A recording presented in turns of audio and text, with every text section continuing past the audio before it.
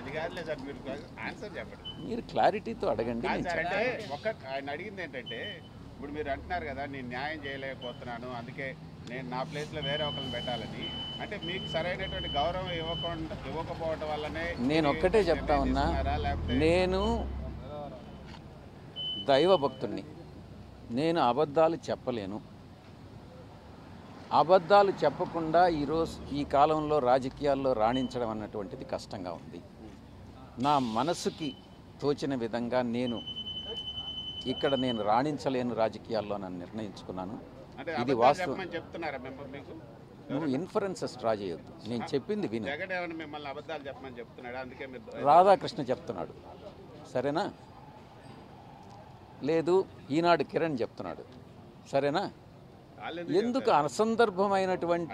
అసందర్భమైనటువంటి ప్రశ్నలు అనవసరం.